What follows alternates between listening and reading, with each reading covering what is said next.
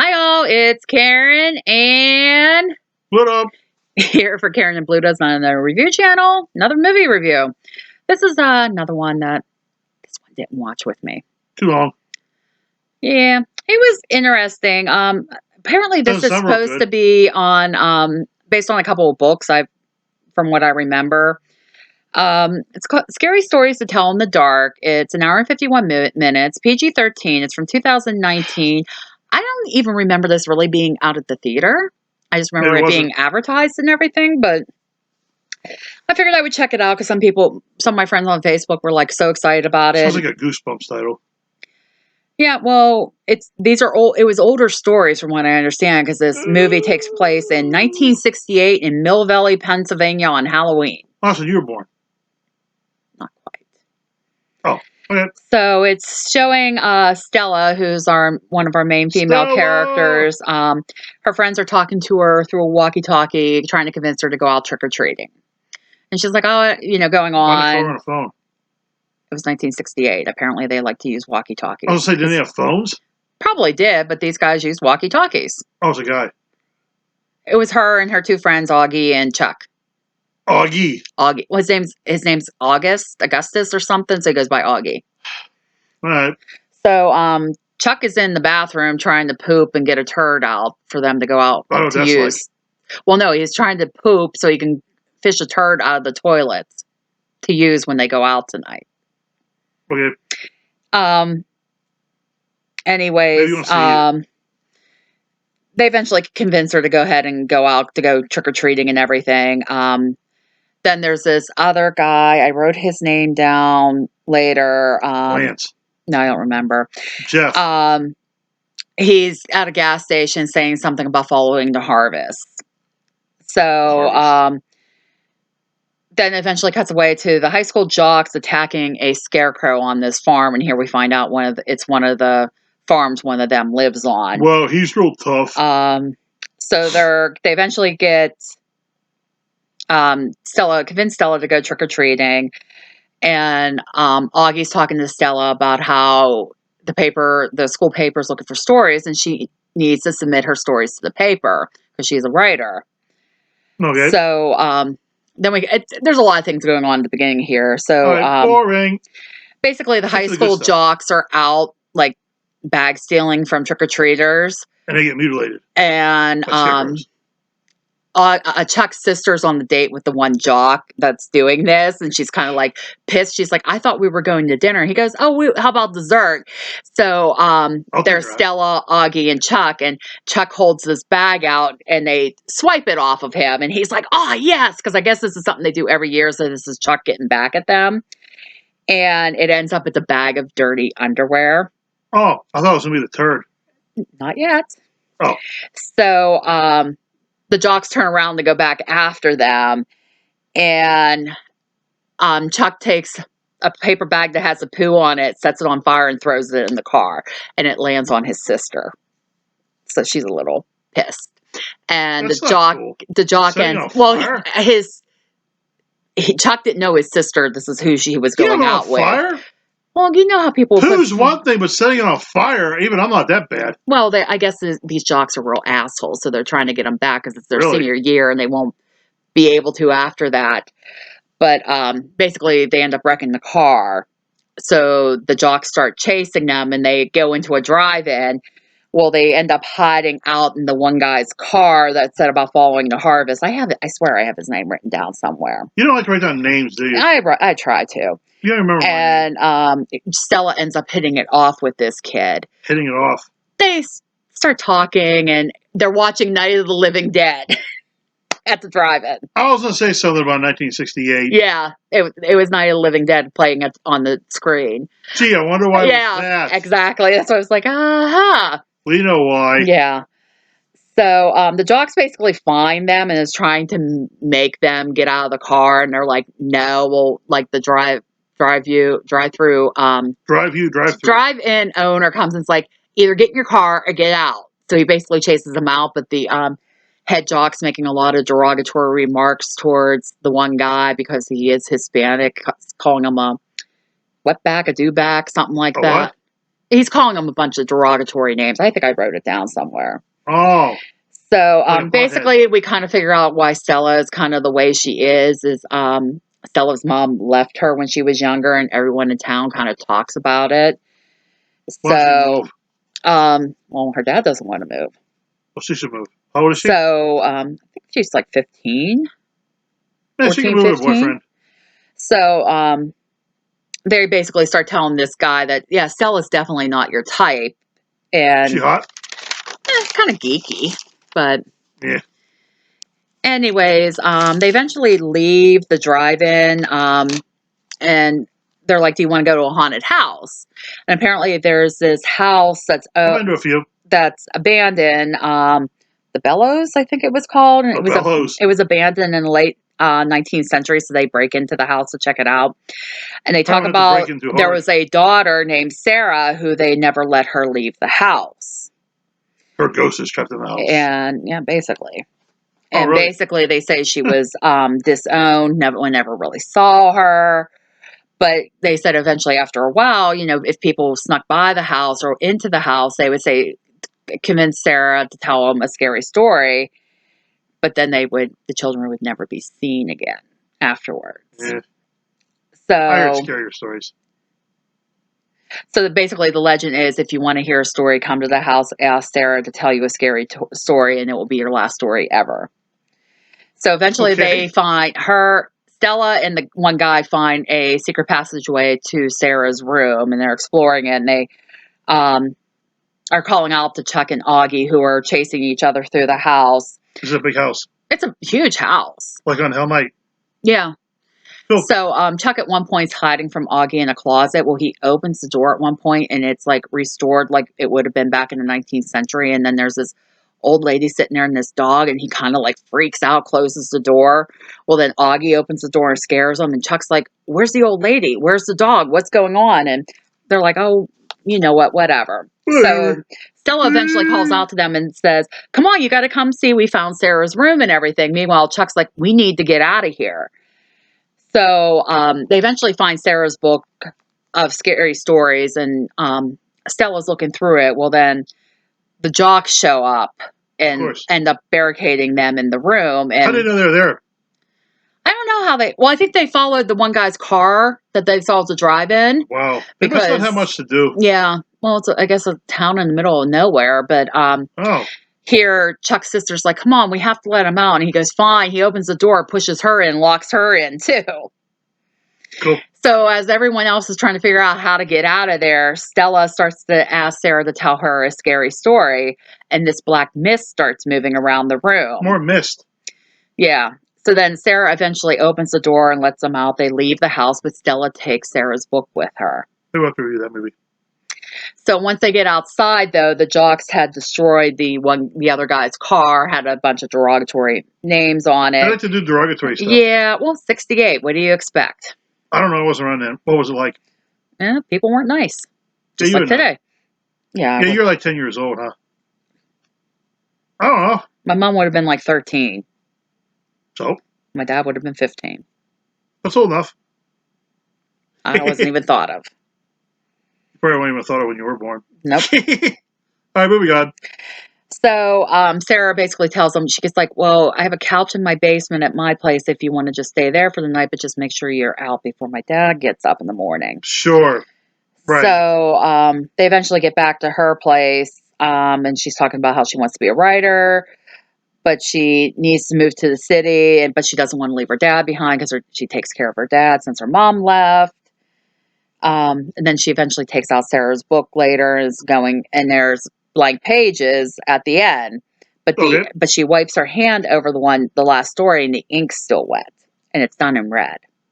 Maybe it's blood. So the head jock, Tommy, returns home to his farm. His mom yelling at him about being drunk, which he is. She's like, "Are you drinking again?" Meanwhile, he's like 18. That's old enough. And she's like, "You need to deliver these eggs to one of their neighbors." And he's like, "Now?" And she's like, "Yeah, now." Eggs. So basically the story that's coming in the book is about Tommy and the Scarecrow, the Scarecrow is named Harold. Sounds like a sitcom. Tommy the Scarecrow. So this was the Scarecrow that Tommy and his friends were destroying earlier in the movie. And Tommy goes Oh. over and it's like, Harold, you're so ugly. I can't stand, going on. So he's trying to deliver the eggs through the cornfield. But every time he moves a certain area, the scarecrow keeps moving. Wow, that's so scary. Eventually, the next time Tommy comes up on the scarecrow, it's not on its pole. Watch Scarecrows. That's a good movie. So basically, the scarecrow basically shows himself and starts chasing Tommy. And then eventually he puts a pitchfork into Tommy. And what happens is this caused Tommy to start developing hay through his body. Okay. It's very weird, but it was kind of like, this is really messed up. Okay. At the same time. So basically, Tommy turns into the scarecrow. So the next day... Why is this so stupid? It was actually interesting. I really enjoyed it. Not that I usually tell you guys that at the end. Yeah. The next day comes up, Tommy's missing. The sheriff is trying to look for him. He's talking... Oh, Ramon. That was the guy's name in the car. Ramon. I wanted to say Rico, and I didn't know. Hey, Chico. And the sheriff's like, well, he says about his car. He goes, well, I'm sure Tommy did this. And you would, like, he basically saying Ramon has a reason that Tommy would be missing and tells him to stick around town. Tommy Ramone. Sure. I'm sorry. People probably don't get that. So, Stella and her friends are talking about the book. They're at, back at the drive-in, and she's saying about the story just appeared. And Augie keeps going on, no, it's all in your head. It's not, no. No. Augie eventually leaves. I know Chuck and his sister show up. They leave. And, or maybe not. Maybe it's the drive-in later. Anyways. You're confusing me. Stella tells Ramon that she wants to go to the farm because she needs to look at the scarecrow. Well, they find the scarecrow, and she's like, he's dressed in Tommy's clothes. This is Tommy. Why don't you just go make out? So, that's what I've been doing. They're at school talking. Their score ready. Stella, Chuck, and Augie are talking about things at school, and Stella leaves school to take the book back to Sarah because she's like, Sarah's upset because I took the book. So then Stella gets home late. Her dad's like, I want you coming home right after school with Tommy being missing. This is stuff that doesn't happen around here. And until that's resolved, I need you to come straight home from school because she's home late. And she's like, yeah, fine. Well, then she gets home and the book is back in her room. And there's a new story that's starting. And she's trying to stop it by tearing out the pages. But the story keeps writing on the next page. And this story is about Augie. Augie. So, that's so funny. Augie the doggy. At home by himself. I guess his parents went on a trip or something. And I think Roman's there as well. Ramon. Why did I call him Roman? And Stella's telling Augie don't eat anything because it's about a toe in the stew and a zombie coming after you. This is very confusing. And yeah, well, it's just all these different stories. Oh, like so yeah. So Augie doesn't believe them. He ends up eating the stew that was in the fridge, finding the toe stew. And then there's other parts in the stew. Once he drops on the floor, Stella and Ramon head over to the house to try to help Augie. It was not toast. And then the corpse is starting to come through the house looking for him, going, "Who took my toe?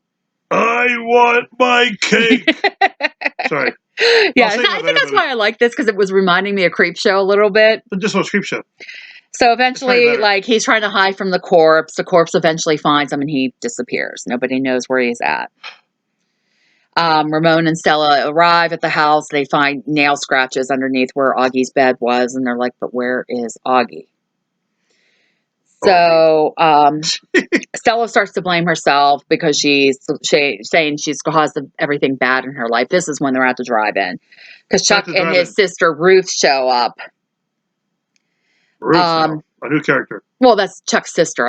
Her name's Ruth. I had it written down. I don't remember you saying that. Sorry. So they're going on about stuff. Ruth doesn't believe anything. She's like, I got to go and prepare for my starring role in the musical at school and everything. That'd be you. So they leave. I have something written down here about don't read the book reads you. So that's what it is. It's the book, whenever it's pulling these stories, it's stuff that you're like afraid of. Like never ending story. I guess to I don't know. extent. And one of them makes a remark, we woke something up in that house and they were all there, so they all realize they're all targets now. Like the Necronomicon. So they're trying to figure out how to stop it, and they try burning it, and that doesn't work. So they all go to the library to try to find more information on Sarah, because they're thinking maybe that's the answer. If this movie was made now, they just look it up online. Yeah. So something about they find out something with black magic, then eventually over years the whole family just disappeared. Okay. And here they figure out there's a story about each of the family members in this book of scary stories. So the book writes the stories. Yeah. Okay. Well, Sarah writes the stories. But apparently, like, a lot of the stories happen after her death, so it's her ghost writing the stories. So it's a ghostwriter. Pretty much. So as they're sitting there, the book starts writing another story, and this one's about Ruth. And what it is she had gotten a spider bite when they were in the house. And it's like that old urban legend with the bite mark that it's a spider nest inside, and all the spiders hatch and come out. Never heard that. Yeah, you never heard that urban legend? No. There's something along. It might not be exactly that, but it's something, because that's exactly what I thought. I never heard it. That something along those lines. I think you get bit by a spider, you turn into Spider-Man. No. Or Spider-Babe. So the spiders are coming after her and everything. Well, they eventually all get to the school and are able to save Ruth. But Stella thinks she saw Sarah's mist when they were at the school. More mist. Yeah. Jeez. So what it comes down to, too, there was a previous housekeeper and her daughter that lived there that was being accused of teaching Sarah this black magic. Consuela? I don't remember because I couldn't understand them. So they were able to find the housekeeper's daughter, who's an old woman now. And they go and they take the book and they're talking to her. And they're saying that Sarah's angry is what she tells them. And she starts rambling other things. And they're like, we need to go to something about her being admitted to a hospital, which was never disclosed anywhere. So they go to this hospital, and it's so funny because they're trying to get in, like going through the front door, and they're like, no, you have to fill out these releases because they're saying they're doing a report for school or something. And eventually they just basically sneak in to get to the records room.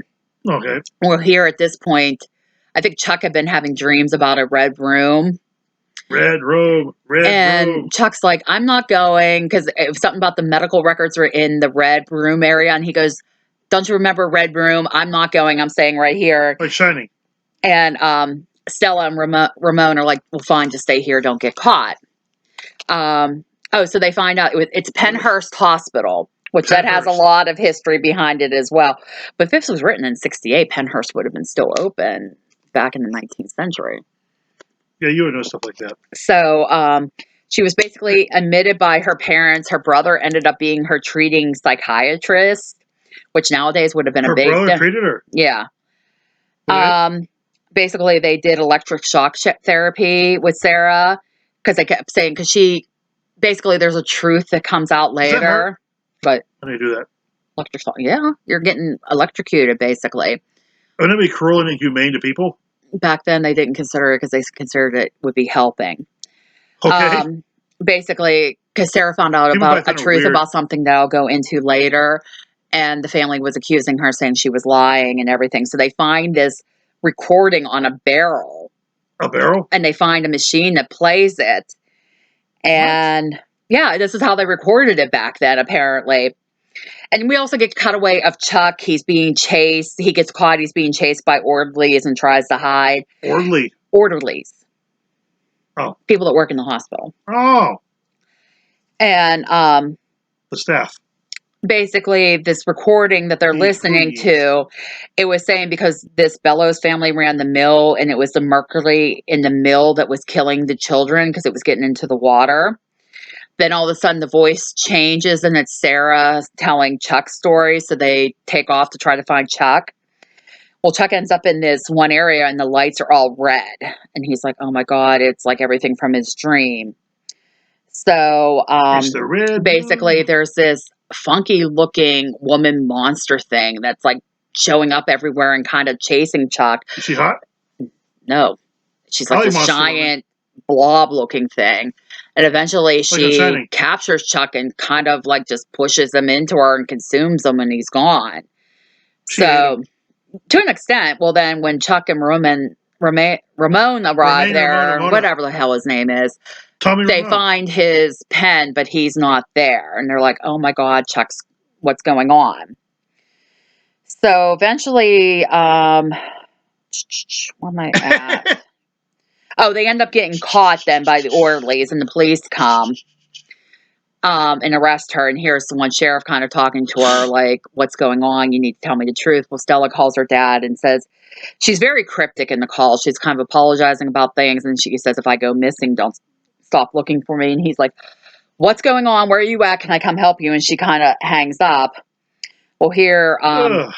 Ramon was dodging the draft, because this would have been when Vietnam was going on and as well.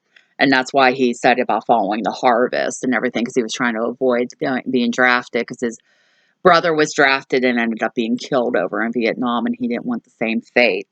Nope.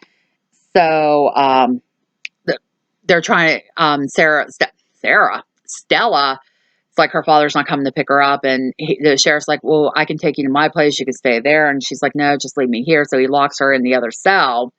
They're trying to convince the sheriff what's going on. He's like, you guys are full of shit.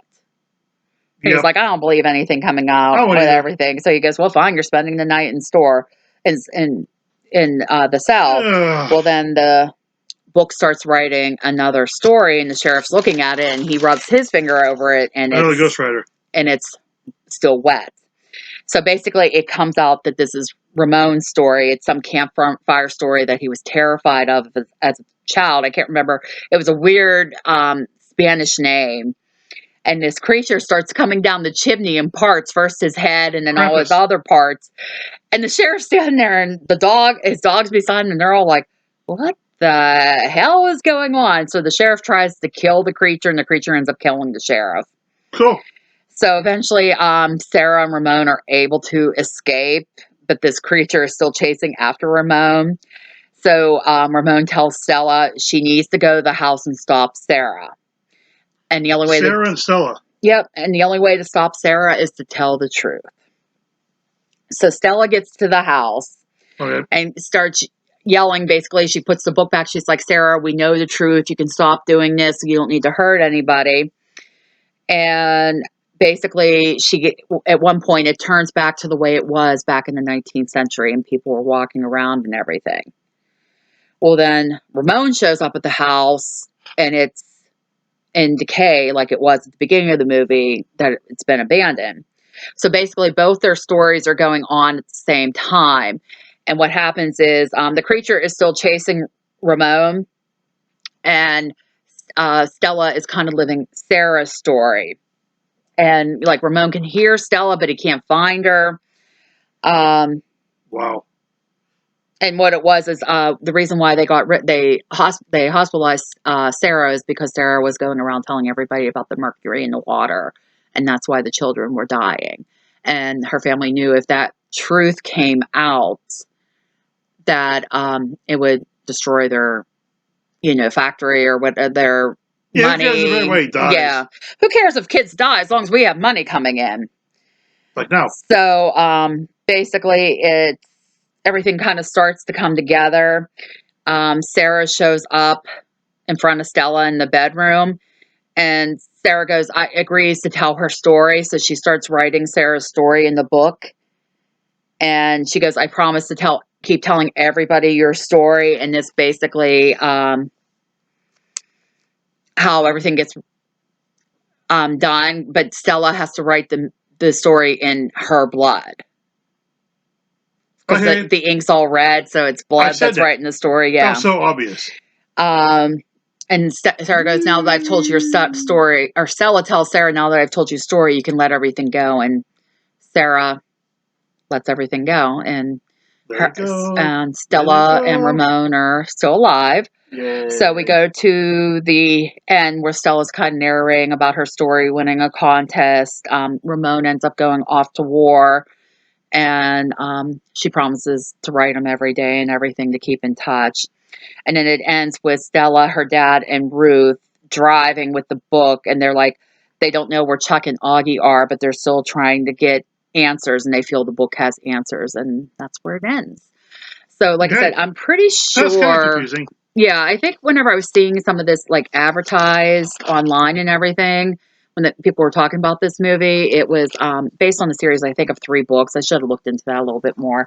So I'd be actually curious to kind of get the books and read those myself, but definitely worth watching. I feel, like I said, it reminded me a lot of Creepshow. And I think that's part of the reason I did enjoy it as much as I did, because it had that vibe with it. So Cool.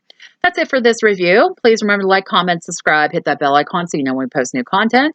Share the page, it would be greatly appreciated. Subscribers and watchers, thank you. You guys are awesome. Appreciate all of you. Share the page if I didn't say that. Wish list is posted if you want to help us out. Check out K-Doll Games, Toys and More, toy and game reviews over there. This guy's over there occasionally. Sure. Why not? That's If it. there's something you want us to watch, let us know in the comments. Oh, yeah. I think I'm on. I know we had a request for the Poltergeist stuff, We'll and get to it. we'll get to it. I have them all, just haven't gotten to watch them We will yet watch them. because it's been a long time since I've watched any of those. Me too. If we don't have it, if you're willing to get it, that'd be great. We'll see you in the next one. Bye. Bye.